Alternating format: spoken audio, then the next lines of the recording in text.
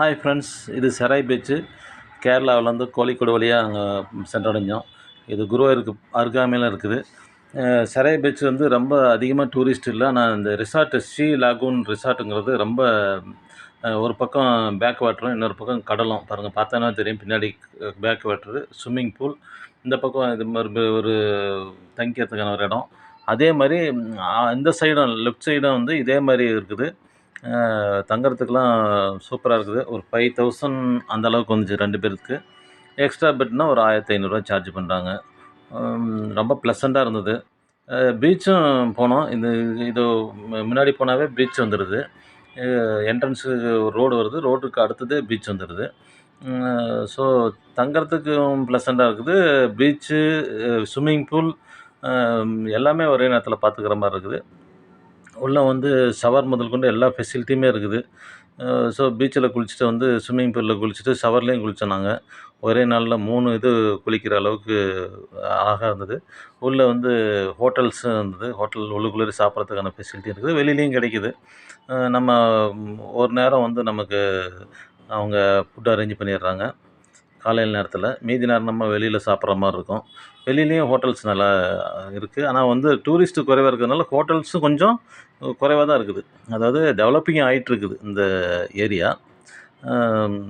Varkala beach மாதிரி ரொம்ப டெவலப்பான beach இல்லை அது. இருந்தாலும் நிறைய டூரிஸ்ட்டுங்க வந்துட்டுருக்காங்க. ஏன்னா குருவாயூர் பக்கத்தில் இருக்கனால குருவாயூர்லாம் போயிட்டு வரவங்க இங்கேயும் வந்து ஸ்ரீ லகூன் லாட்ஜு, இது ஆப்போசிட் சொன்னது அந்த அந்த ஏரியா தான். இது வந்து ரிசப்ஷன் உள்ளே போய் நம்ம டிக்கெட் இது நம்ம புக் பண்ணதெல்லாம் காமிச்சோன்னா ரூம் அலாட் பண்ணிடுறாங்க. காரில் பாருங்கள் எவ்வளோ காரு வந்துட்டு போயிட்டுருக்காங்கன்ட்டு. நல்ல ஃபேமஸான ஏரியாவாக தான் இருக்குது. பாருங்கள் ஆப்போசிட்டில் இந்த வழியாக போனோம்னா தான் இது அவங்க இடம் தான். இந்த வழியாக போனோம்னா இந்த ஆப்போசிட்டில் பீச் வந்துடுது. பாருங்கள், இந்த ரோடு தான் நடுவில் பிரிக்குது. அந்த சைடு பீச்சு, இந்த பக்கம் லாட்ஜோட ஒட்டினாப்புல பேக் வாட்டர் இருக்குது. நடுவில் அமைஞ்சிருக்குது. தங்குறதுக்கு சூப்பராக இருக்குது. அதனால் இதை பாருங்கள், இது கடலுக்கு போகிற வழி. அவங்க இடமே தான் இதுவும். இது அவங்க இடமே ஆக்குப்பை பண்ணி வச்சுருக்காங்க கடலுக்கும் போகிற மாதிரி.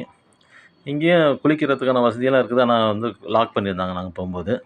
பார்த்திங்கன்னா பாருங்கள், கடல் வந்துடுச்சு. அரேபியன் சி கடல் வந்துருச்சு. நம்ம கூட வந்தவங்க தான் அங்கே எல்லாம் நின்றுட்டுருக்காங்கன்னு நினைக்கிறேன். நாங்கள் நல்லா என்ஜாய் பண்ணோம். கடலில் ஒரு 1 ஹவர் 2 ஹவர்ஸ் குளித்து என்ஜாய் பண்ணோம். அதன் பிறகு ஸ்விம்மிங் பூல், அங்கே நம்ம தங்கியிருந்த இடத்துல இருந்த ஸ்விம்மிங் பூலில் போய் குளித்தோம். அதுக்கடுத்தது உள்ளுக்குள்ளே ஷவர் சூப்பர். ஹாட் வாட்டர்லாம் வந்தது. ஸோ ஷவர்லேயும் குளித்தோம். பாருங்கள், அலையும் குறைவாக தான் இருக்குது. ஒன்றும் பே ஆஃப் பெங்கால் மாதிரியே அல்லது இந்தியன் ஓஷன் மாதிரி நிறைய அலை இல்லை. கன்னியாகுமரிலாம் பார்த்தோன்னா ஆளுங்களை அடிச்சுட்டே போயிடுதுன்றாங்க. அந்த அளவுக்கு இங்கே அலை இல்லை. ப்ளசண்ட்டாக குளிக்கலாம். நாங்கள் ஒரு 2 ஹவர்ஸ்க்கு பக்கமாக குளித்தோம். நல்லா இருந்தது. பாருங்கள், இது வந்து நம்ம தங்கியிருந்த இடம். தங்கியிருந்த இடத்துல பாருங்கள், காலையில் நிறைய தண்ணி எடுத்துகிட்டு இருந்ததுனால நிறைய ஸ்விம்மிங் பூலில் நிறைய தண்ணி இருக்குது.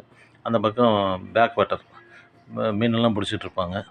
இந்த மாதிரி ஒரு அமைதியான இடத்துல ஒரு நாளைக்கு போய் இருந்துட்டு வர்றது அவ்வளோ ப்ளசண்ட்டாக இருக்குது. ரொம்ப மனசுக்கு சந்தோஷமாகவும் இருக்குது. இது மாதிரி வருஷத்துக்கு ஒரு நாள்னாச்சும் நம்ம ஒரு இடமும் சுற்றி பார்க்கணும். அப்போ தான் வந்து நமக்கு நாளெல்லாம் கஷ்டப்பட்டு வேர்வை சிந்து உழைக்கிறதுக்கு ஒரு வித்தியாசமாக நம்ம வேறு என்ன நம்ம என்டர்டெயின்மெண்ட்டு, இது மாதிரி புது புது இடங்களை நம்ம பார்க்குறது தானே ஒரு வித்தியாசமான அனுபவங்களும் கூட. நமக்கு ஒரு அமைதியாகவும் ஆகிடுது மனசுக்கு. ஆனால் வெயில் கொஞ்சம் ஜாஸ்தியாக இருந்தது. சம்மரில் போனதுனால, மே மாதம் போனதுனால வெயில் அதிகமாக இருந்தது. ஆனால் தண்ணியிலே குளிச்சுட்டு இருந்தது. இங்கே ஸ்விம்மிங் பூலில் குளித்தது, ஷவரில் குளித்தது, தண்ணியிலே இருந்ததுனால எங்களுக்கு ஒன்றும் வெயில் அவ்வளோவா தெரியல. சரி, ஒரு சின்ன திருத்தம். கோழிக்கோடு வழியா இல்லை, பாலக்காடு வழியாக, கோயம்புத்தூர் பாலக்காடு வழியாக போனோம். திரும்பி வரும்போது திருச்சூர் வழியாக வந்தோம். ஸோ திருச்சூருக்கும் பக்கம்தான் இந்த இடம். திருச்சூர், பாலக்காடு, கோயம்புத்தூர் இந்த வழியாக தான் நாங்கள் போயிட்டு வந்தோம். அது ஒரு சின்ன திருத்தம். கோழிக்கோடு வழியாக நாங்கள் போகலை. ஏன்னா கோழிக்கோடுலேருந்து டிஸ்டன்ஸாக இருக்கலாம். கொச்சினுக்கு ரொம்ப பக்கத்தில் தான் இருக்குது. கொச்சின்லேருந்து போகிற கப்பல்கள்லாம் எங்களால் பார்க்க முடிஞ்சது இந்த சைடில். இடம் ஃபேண்டாஸ்டிக்காக இருக்குது. நம்பி போகலாம்.